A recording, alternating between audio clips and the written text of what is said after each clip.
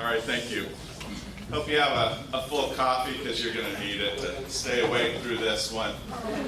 This material frequently puts me to sleep, so hopefully it doesn't do the same to you. A couple things I want to do first of all, though. I want to introduce and I want to thank our legislative committee. So this year's legislative chair for our association is Giuseppe Veneziano. Giuseppe, thank you. And then I would like for everybody who serves on the LGR committee to stand up. And I don't see. All right, Vince Veneziano's here. All right, let me quickly introduce our city liaisons because those are important. Karen Hewitt, San Gabriel, Susie Soto, Alhambra, Helen Marsden, Temple City, Nancy Lynn, Monterey Park, and Frank Quintana for Rosemead. Okay, now, one of the things us political hacks like to do is we like to get research. So I'm going to take advantage of this opportunity to get some free research and kind of survey our board. So what I want you to do, first of all, I want everybody to raise their hand. Okay, raise your hand. So now it's easier the next time, okay? There's no rights or wrongs here. This is just purely for information, okay? And try to be truthful. All right. Do you know what Prop 13 is?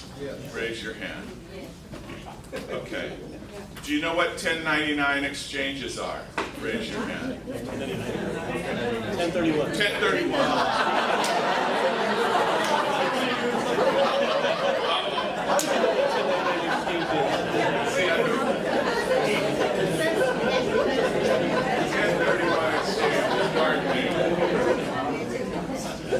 All right. Do you live in San Gabriel? Raise your hand. Do you live in Monterey Park? Oh, we have a good representation from Monterey Park. How about Alhambra? Couple. Temple City? Good. And Rosemead? Okay. All right, the hard part's over. All right, what I want to talk to you about today is I want to update you on what's going on locally at the cities. We've got enough going on nationally. That's where the 1031 exchanges come in. On the state level, there is an effort to do away with or reform Prop 13. So I want to make sure that we are aware of what's going on so that we can get that news out. But at the local level, there's also a lot going on.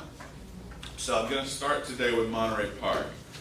And I got a call from an agent, I believe it was Caesar's office last week, and she was upset because she was getting charged a business license fee because she lives in Monterey Park. Okay, this policy has been in place for some time, but they recently decided to enforce it. And I've been told that they're going back 2 or 3 years.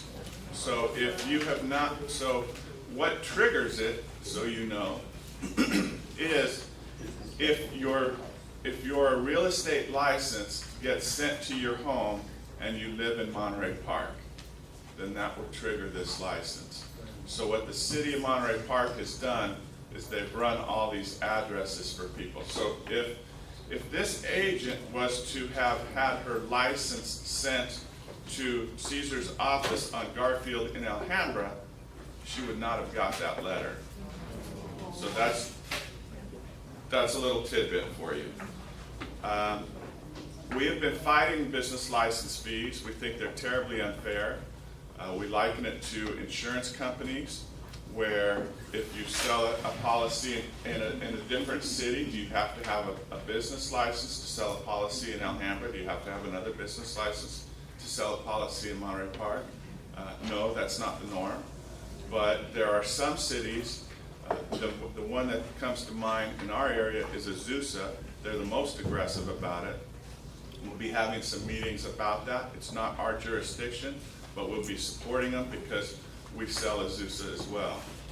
So what happened recently was a car was driving through Azusa, had a sticker on the side of the car that had the agent's picture and company and phone number, and they stopped at 7-Eleven to get a cup of coffee, and somebody came over and asked if they had a business license. Now, they didn't have an office in Azusa. They didn't have a listing in Azusa. They weren't doing any business in Azusa other than advertising on the side of their car. And they were written up and had to buy a business license. So another broker in Azusa fought them on this policy, and he spent up to $85,000 and lost at every level. So we're again trying to kind of circle the wagons. One of the things that we're very conscientious of is if it happens in one city, it can spread to other cities. They're all in the same boat. They're all trying to raise some revenue. So if Azusa gets away with this and it goes unchecked, then they'll start doing it in other cities. Okay. The other thing in Monterey Park is the ADUs, and these are accessory dwelling units. The state Sacramento requires that you now allow an accessory dwelling unit. These used to be called granny units, or granny flats, or back unit. They let me preface this by saying that the climate that we're in right now is one of housing shortages, escalating costs, escalating rents, and so there's all these knee-jerk responses to what's going on, to the big picture trend. So accessory dwelling units is the state's attempt at easing the housing shortage and housing crisis. So in Monterey Park, you will be able to build a second unit in the back. If you have an existing unit, you can convert it. If it's a pool house, if it's something that's existing, you'll be able to convert it. And one of the interesting things about this, cities don't like this, by the way. Cities are up in arms about this, and they're doing all kinds of things to try and stop it on different levels. But one of the things about it is they put in parking restrictions, and that slowed it down. So what Sacramento did was Sacramento said, if you're within a half a mile of a bus stop, you have public transportation accessible to you, and you can no longer require the parking. So they put together the map, and I wish I would have brought it, for Monterey Park. Do you know where Neil Armstrong is down below the 60 freeway? Okay. There's a little part of down by Neil Armstrong, it's about 2 blocks long, and that is the only part of Monterey Park that is not within a half a mile of a bus stop. So in effect, all these units in Monterey Park, you won't need to be bothered with requiring parking or provide parking. So the cities are upset about that. Okay, on to St. Gabriel. St. Gabriel, on August 15th, coming up, will have the next reading of the Historic Preservation and Cultural Resource Ordinance. And what they've done is they had a historical preservation ordinance, but it dates back to like 1965. So they've updated it. They brought in a team from outside the community that specializes in these, writes them up. It's somewhat troubling to me because I see the same group of people go from city to city, and they're fighting and they're arguing about preservation. And I don't think that they've come to the table in good faith and tried to negotiate a solution. Every time, they just throw up roadblocks. And those could be CEQA lawsuits, or they could be just the neighborhood, or environmental studies. There's one in Alhambra right now where they're trying to save the trees. Alhambra doesn't have a tree ordinance or policy, so when the developer purchased the property, the trees were not a consideration. There's 200 trees on the property. The developer's going to replace them with 400 trees, but that doesn't satisfy this group. And again, I don't think that they're really going to be satisfied until they stop the project. So what San Gabriel is going to do now is they're going to hire a director for historical preservation, and then they're going to have a new commission. So this new commission will hear and review zoning, historical districts, and look for cultural assets, as they call them, historical assets. These could be properties that have artifacts on them.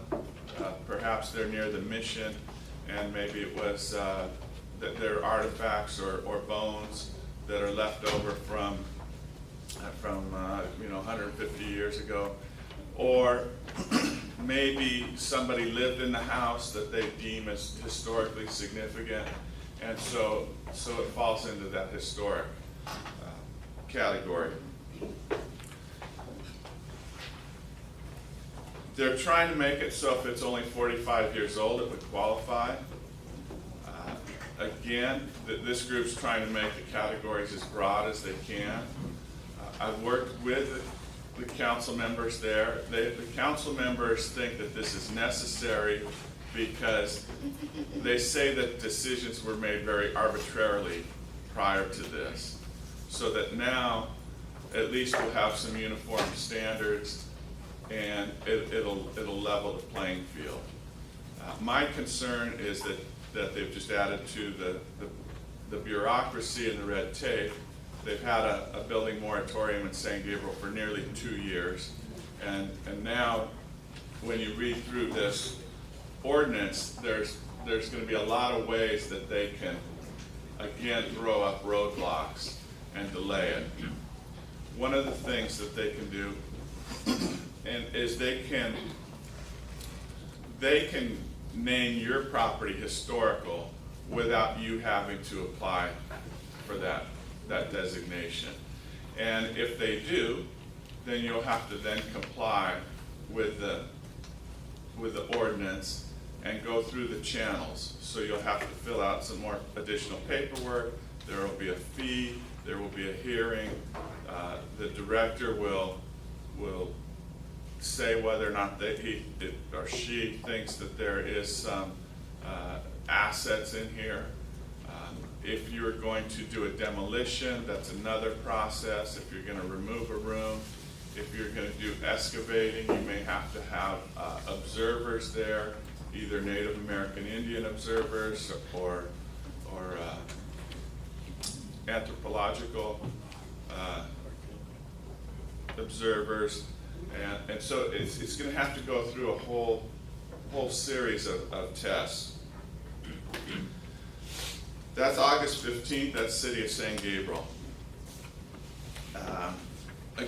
I think I think we need a balance between the property owner's rights and the interests of the community and society. But I think that that's getting out of sync right now, or out of balance.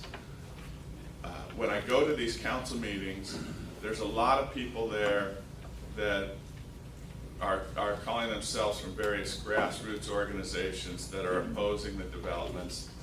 And there's nobody that really looks out for the rest of the community. Most people don't go to a city council meeting once a week or twice a month. It's not how they want to spend their time.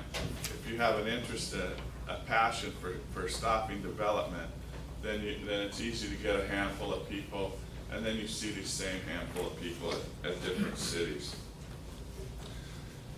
With respect to the commission, they're going to try to bring experts on the commission. They want a land use person, they want an architect, they want real estate people. So hopefully we'll be able to get somebody on there that will present the other side or create some type of a balance on this commission. All right. The next one is actually LA County. And it's another knee-jerk response to the cost of housing. But the LA County Board of Supervisors, Sheila Kuehl, has sponsored a measure that will create a task force to study the, that's good, did that wake everybody up? So it will create a task force that will study what they're calling rent stabilization. But rent stabilization, we are fearful, is a code for rent control. So when they talk about the things that are on the table, we hear them talk about inclusionary housing, CEQA, long-term leases, paying relocation expenses, and just cause evictions. To that discussion, we would like to add increasing the housing supply, streamlining the approval process, CEQA reform. CAR is working on that, so is the governor right now. Accessory dwelling units, vouchers, and means testing. So some of those probably mean something to you, and some of those probably don't. If you're curious, come up and ask me afterwards. But what's going to happen is they're going to appoint a 10-person task force. Each county supervisor will get 2 appointments. They will go in and study it, and we're saying don't just jump to rent control. Let's study the whole problem, because we think at the root of the problem is it's a supply problem. There's not enough housing. So if you have too few houses, too many buyers chasing the housing, prices are going to go up. Economics 101. Ever since 2007, we haven't built enough housing in California. When the mortgage crisis hit, you were able to buy housing cheaper than you could build it. So the builders stopped building. People didn't stop coming to California, population didn't stop growing, but the housing stock stopped. So now we're just now ramping up to about where we're satisfying this year's needs, but we're not doing what we need to do to get through the backlog of the last 10 years where building was really inadequate.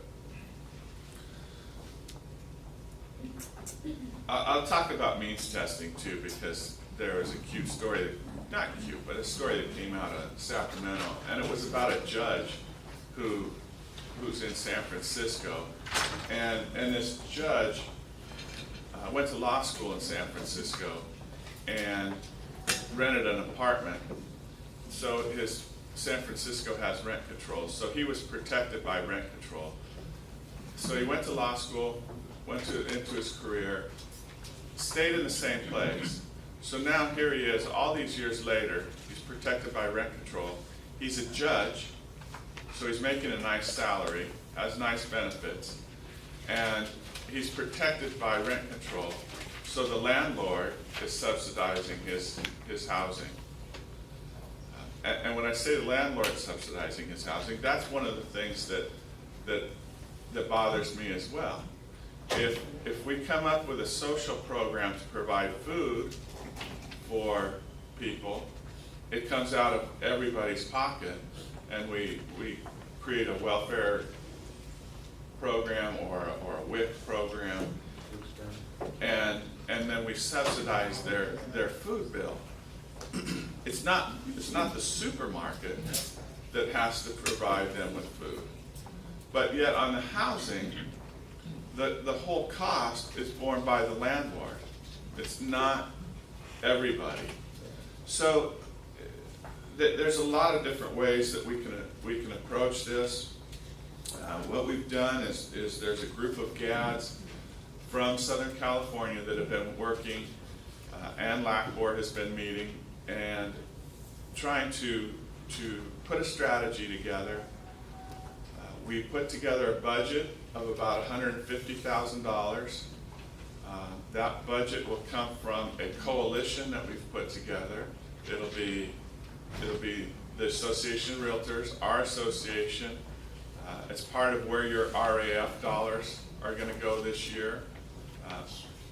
And I'll give RAF a plug. I hope that you do make an RAF contribution each year, even if it's only $20. It helps us get our numbers and look better in the eyes of CAR. And then it's, as they say, money is the mother's milk of politics, and it's necessary. So we've put this coalition together. We have apartment owners associations. We have both locally and statewide. BOMA, for those of you in the commercial industry, you probably recognize BOMA. They set the standards and codes for building codes. And then many of our own associations, Southland Regional, Pasadena Foothill, Arcadia. Anyways, so they've all come together. We've put together a budget of $150,000 for what we're calling phase 1 and phase 2.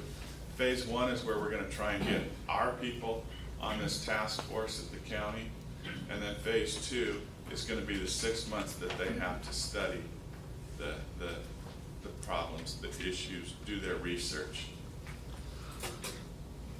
Phase 3 will be when the results come back, when the task force issues their results, and that could be there could be an election after that. We're going to have to do a lot of education on our side. Hopefully we'll be organized, we'll have a uniform message, and that's what we're trying to do with this $150,000 is we're trying to hire a consultant, a political consultant that has experience both with these types of issues as well as connections with the county and relationships there. The County Board of Supervisors, for those political junkies, Catherine Barger's our representative, and she's probably our best ally in trying to mold this and to shape it into something that's easier to, or more palatable. Mark Ridley Thomas would probably be our second closest ally. Janice Hahn is kind of viewed as the swing vote. Hilda Solis is maybe in play, but a long shot. And Sheila Kuehl is our polar opposite on this one. And the next time we could have different issues and they could line up differently. But that's where we're at on this one. All right, then I just wanted to touch on a couple things in Alhambra. Again, we have this grassroots group that's opposing everything. They filed a CEQA lawsuit to stop the Lowe's project on Fremont. I think the Lowe's project was a great project, and I'd love to have a Lowe's closer to home, and I'd love to have it in Alhambra. But they didn't want it, and they were able to stop it with a CEQA lawsuit. It's become a cottage industry of attorneys that file these CEQA lawsuits. CEQA stands for California Environmental Quality Act or something along those lines. So what they typically do is they'll get a group that will fight a project, and I heard yesterday of an attorney who only files CEQA lawsuits against Walmarts, so it's become that specialized. What they do, what the developers have done, is the developers have just factored it in as a cost of doing business. So they'll settle these lawsuits typically for about $500,000, and then the people would go on their way. Well, in Alhambra, they filed a lawsuit against Lowe's, actually against the developer. The developer then was willing to settle with them. The attorney was happy to settle because that's why they're there. I heard about one attorney that's made $4 million settling CEQA lawsuits this year. They were willing to settle, but the plaintiffs weren't willing to settle. The ones that brought the lawsuit were not willing to settle. And it's because they want a political issue going forward in Alhambra, because in 2018 we have another city council election, and they're going to be on the ballot. So they're organized, and we need to be as well. And then I brought up the Kensington already, but Kensington is a housing project. It's down on Valley, it's down there near Angelo's Pizza. It used to be a retirement home. A lot of the retirement homes got into, I wouldn't say financial trouble, but they were not able to sustain the model that they had before. People were looking for different type of senior housing and more condominiums and less dormitory style. Things became outdated. They had trouble recruiting people to stay there. They finally sold to a developer. The developer looked at the zoning, said, okay, I can make this work, and purchased it. And now all of a sudden, because of this grassroots group, that and I don't say grassroots in a negative way, although I don't agree with this group. I think grassroots is great. I think when you have grassroots support, that's the best kind, and we need to be much the same way. We need to bring up our interests the same way. But they've now been able to move the line on this developer, so where he would have been able to come in and build a certain number of units, now they're lowering it. Then there's a church on the side, and they're saying that the church is historical and not to tear down the church. So the developer then agreed not to tear down the church. And now they're saying that there's 200 trees on the property and you can't remove the trees. Well, if they would have told him that he had to try and preserve the trees originally, he either wouldn't have bought it or he would have incorporated that into his plan. But now he's hundreds of thousands of dollars into this project, and they keep moving the mark on it. So the other side is organized, and we need to be organized as well. So when we find a need to go to a council meeting, what the council members react to is who's from their city. If we go to Alhambra, they want to hear from Alhambra residents. They don't want to hear from a realtor that's in Temple City. They don't vote for them. They don't talk to their neighbors. They don't care about that person. Many of you have been up to Sacramento. It's the same way. We always take people into the assembly member's office who live in that district, and so we're going to have to get our group a little mobilized. We're going to have to start showing up at some of these council meetings. We'll try not to cry wolf. We'll try to tell you to come when it's really important, and hopefully we can get some bodies there. Hopefully we can get some speakers there and present the other side of the argument. I think that these preservation groups represent a minority in town. I think that most people would agree with us that they want a balance between the property owner's rights and your right to build property as you see fit, or your right to remove a tree, or how am I doing on time? Am I getting the hook? So anyways, that's the last ask, that when the time comes and we need your help and we need you to show up at some of these council meetings, that you'll make yourself available and come out and help us, because it's our industry, and it affects each one of us and each of our livelihoods. So with that, I'll try to take any questions. No 1099 questions. 1031, I'm okay. Yes, Bob. Yeah, the one thing you touched on, but you really didn't mention is, it's really no growth. That's what these people are all about. We've been fighting them for years, and if you go back to 1976, when our good governor stopped the construction of reservoirs in the state of California, he also came out with Agenda 21 California, and it's all about socialism. And in order for socialism to work, you have to shrink the size of the population, and that's been our governor's goal, and that's been this group's goal. And if you know the underlying facts, then it makes it easier to work, because they're going to stop growth any way they can. And it's out there, the information. Yeah.